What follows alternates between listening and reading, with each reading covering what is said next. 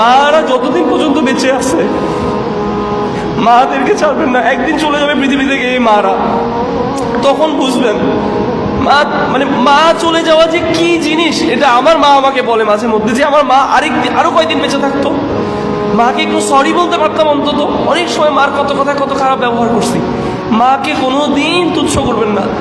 মা আপনার বউর সাথে খারাপ ব্যবহার করছে, এটা সত্য, তারপরেও মাকে ধরে রাখবেন, মার সাথে খারাপ ব্যবহার করবেন না। মা এমন একটা জিনিস, মাকে সময় দিবেন, আলাদা করে সময় বের করবেন মায়ের জন্য।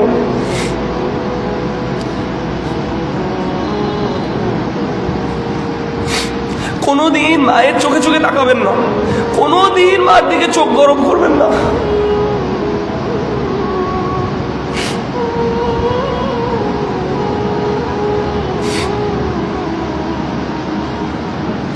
মাকে কোনোদিন কেউ রিপ্লেস করতে পারবে না।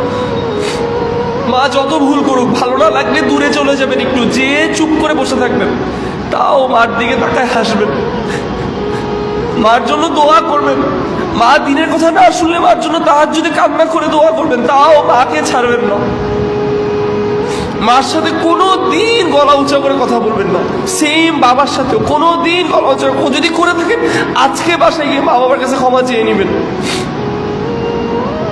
আপনার জন্য আপনার মা বাবা যেটা করছে কোনোদিন এটা কেউ করবে না, কোনোদিনও এটা কেউ করবে না। শুধু মা বাবাই আছে এই পৃথিবীর মধ্যে দুইজন মানুষ যে সারা জীবন আপনার জন্য নিঃস্বার্থভাবে করে গেছে। অন্য কেউ আপনার জন্য নিঃস্বার্থভাবে করে নেই। আপনাকে যেই মেয়ে বিয়ে করছে, আপনি যদি আজকে রাস্তার ফকির হইতেন আপনাকে বিয়ে করতো না। আপনি যদি বিশ্বে একটা ছেলে হইতেন আপনাকে বিয়ে করতো না। আপনার শাশুড়ি আপনাকে যতই রোস্ট খাওয়া, গরু মাংস খাওয়া, মুরগি মাংস খাওয়া, আপনার যদি আজকে পকেটে টাকা না থাকতো, আপনার মধ্যে সৌন্দর্য না থাকতো, আপনার কাছে কোনো দিন আপনার কাছে ওনার মেয়ে তুলে দিত না আপনার শ্বশুর।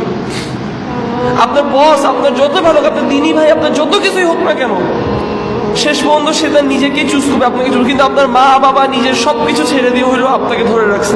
আপনি পুঙ্গ হইলেও আপনাকে পালছে, আপনি পাগল হইলেও আপনাকে ঘরে, আপনি জন্ম হয়েছেন মেন্টাল সিকনেস নিয়ে, তাও আপনার সাথে আপনার মা বাবা লেগেছিল। আপনি বৃদ্ধ হয়ে যাওয়ার পরে আপনিও যদি বিছানার মধ্যে পেশাব পায়খানা করেন, হইতে পারে আপনার বউ আপনাকে ফালা রেখে চলে যাবে। কিন্তু আপনার মা বাবা যদি বেঁচে থাকে, বুড়া বুড়ি মা হইলেও আপনার পেশাব পায়খানা মুছবে, কারণ আপনি তার সন্তান। মা বাবাকে কোনোদিন ছাড়বেন না।